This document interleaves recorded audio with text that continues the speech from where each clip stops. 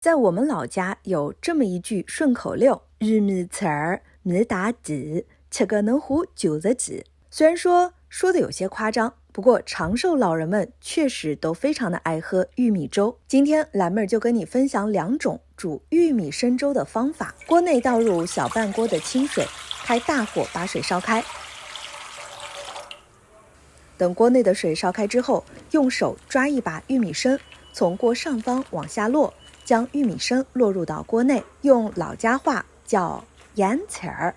一边扬玉米生，一边用勺子不断的搅拌。小半锅水加2把玉米生就差不多了。那对于技术不好的人来说，这样煮出来的玉米粥呢，会有很多的疙瘩，就是这个疙瘩哦，需要用筛网过滤掉，不然的话会有一点影响口感。加热的时候需要不断的搅拌，防止糊锅。等锅内的玉米粥变得浓稠，就可以关火出锅了。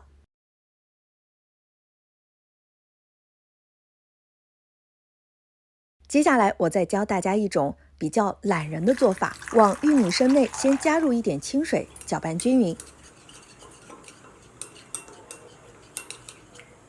等锅内的水烧开之后，把玉米生倒入锅内，快速搅拌，煮到锅内的粥变得浓稠就可以了。这种做法是不是就超级简单了呢？如果觉得吃不饱，大家在做的时候还可以加一点红薯、南瓜或者大米，都会非常的好吃哦。